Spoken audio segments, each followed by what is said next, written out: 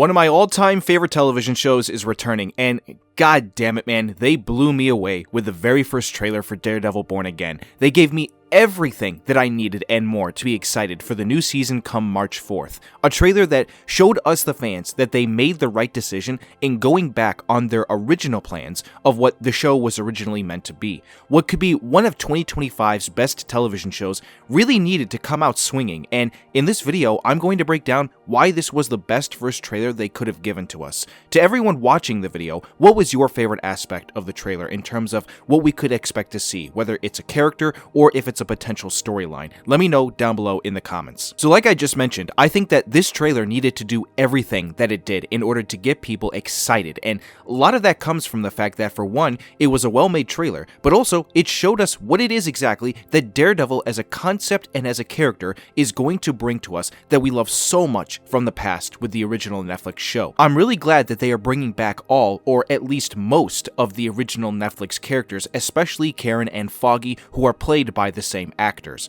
Daredevil Born Again will be canonized to the Netflix show, which is a great thing as well. I watched that original Netflix show for the first time during COVID, as a matter of fact. I binged the entire thing, all 3 seasons, and I loved it the first time I saw it, and then I went on to watch it a second time a few years later.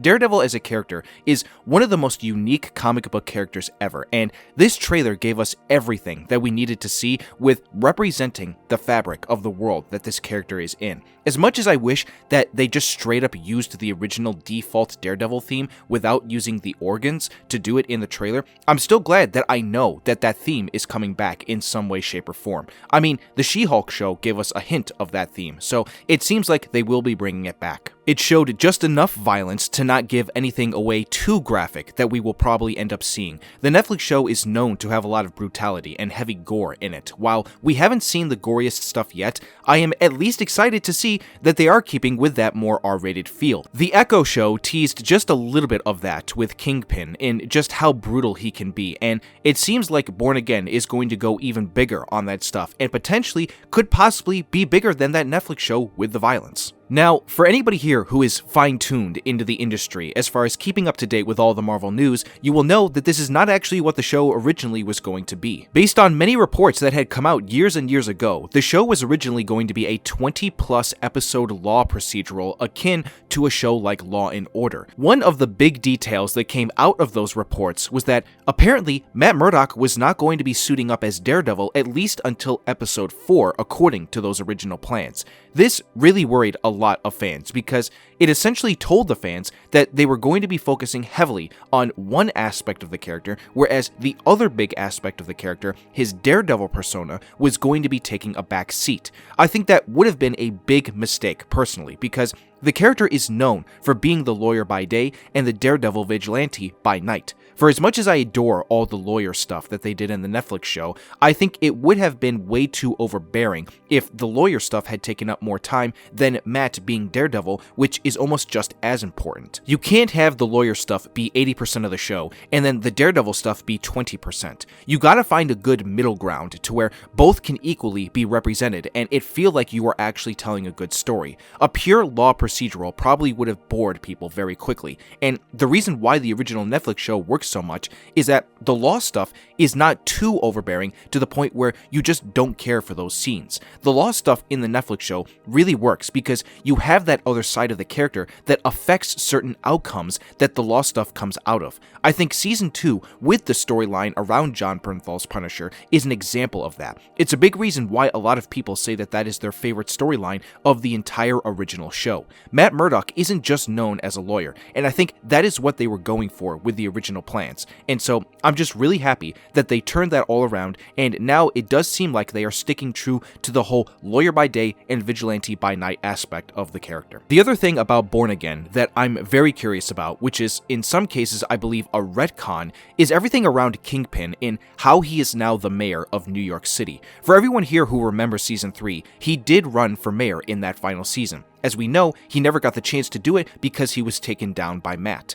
Even after being taken down, he was released from prison and went back into the criminal side of controlling that criminal world of New York City. So my question here is this: How exactly was he allowed to run again? I know that at the end of the show, it teased that he had ambitions to want to run for mayor, but the question still remains, because the original Netflix show is now canonized to Daredevil Born Again. How is Kingpin able to find a loophole in the system to where he could run for mayor again? Someone can correct me if I'm wrong, or if I'm using the wrong terminology, but that almost seems like it is a retcon of Season 3. I'm sure that Daredevil Born Again will explain it, and I certainly hope it does, because that is going to be one of the main aspects of the conflict between those two characters. Two characters that I am very curious to see where the relationship goes, as we see that they are just so confident now to be in each other's presence to have a breakfast at a diner. One of my big hopes is that we actually see Matt Murdock take him to court, as that was not something that ever really happened in the original Netflix show. I'm not too big on the comics of certain storylines, but if anyone can tell me, has there ever been a storyline in the Daredevil comics where Matt does take Kingpin to court? Please do let me know about that, and I will go and read it. The final thing I do want to talk about is arguably my biggest worry for the show, and that is the fact that there are multiple different villains coming into this new season. We have Kingpin, Bullseye is making a return with the original actor, a character called the White Tiger that I'm not familiar with at all, and then arguably some will say is the other big main villain, which is the character of Muse. He is a serial killer who kills people and then uses their blood to make art with it.